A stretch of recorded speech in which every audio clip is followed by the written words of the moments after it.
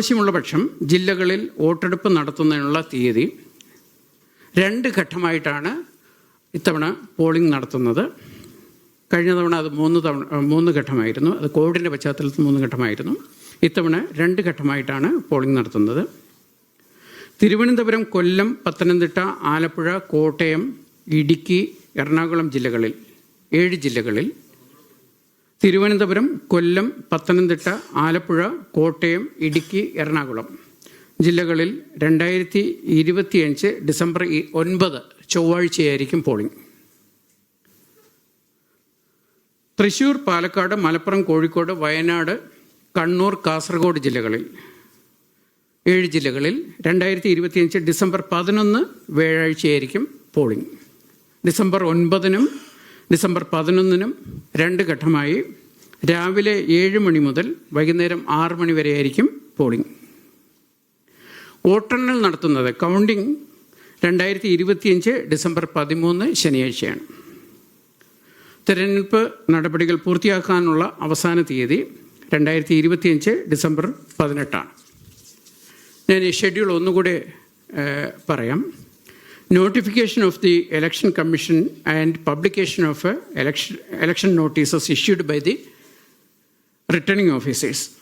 November 14th, 2025, Friday.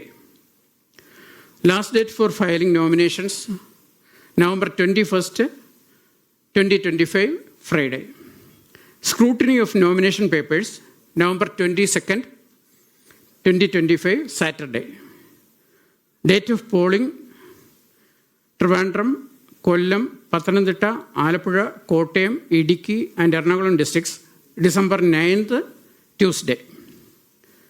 Thrissur, Palakkad, Malappuram, Kozhikode, Wayanad, Kannur and Kasaragod districts, December 11th, 2025.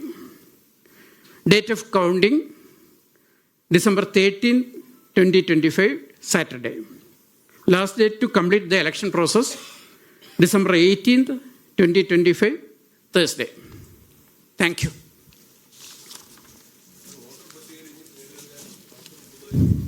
നമ്മളിപ്പോൾ നൽകിയിരിക്കുന്ന തീയതി അനുസരിച്ച് November 14th നമ്മൾ voters list publish ചെയ്തത്, supplementary list publish ചെയ്യുന്നത്. ഇല്ല,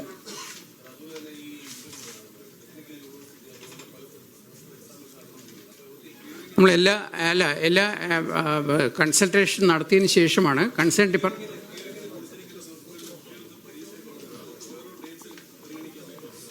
അത് ഇയർമോ നിർദ്ദേശിക്കാതെ സൗകര്യം ഏർപ്പെടുത്താം. കഴിഞ്ഞ തവണ അത് 1800 ആയിരുന്നു. ഇത്തവണ നമ്മൾ അത് കണക്കെടുക്കുന്നതേ ഉള്ളൂ.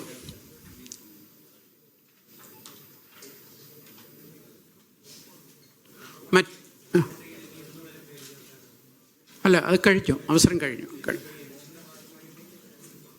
അതായത് വോട്ടേഴ്സ് ലിസ്റ്റിലെ ലാസ്റ്റ് ഡേ ഓഫ് നോമിനേഷൻ വരെ പേര് ചേർക്കാമെന്നുള്ള വ്യവസ്ഥയുണ്ട്. പക്ഷേ ലാസ്റ്റ് ഡേ ഓഫ് നോമിനേഷനിൽ ഒരാളൊരു ആപ്ലിക്കേഷൻ കൊടുത്തു കഴിഞ്ഞാൽ, അല്ലെങ്കിൽ ഫസ്റ്റ് ഡേ ഓഫ് നോമിനേഷൻ തന്നെ ആപ്ലിക്കേഷൻ കൊടുത്തു കഴിഞ്ഞാൽ 8th ഡേ ആണ് ഹിയറിങ്ങിന് വരുന്നത്. ഹിയറിങ് കഴിഞ്ഞതിന് ശേഷം അത് ഫൈനലൈസ് ചെയ്യുന്നതിനുള്ള സാവകാശം കിട്ടുകയില്ല. അതുകൊണ്ടാണ് ഈ നോമിനേഷനും 10 ദിവസം മുമ്പ് ഈ നടപടികൾ അവസാനിപ്പിക്കുന്നത്.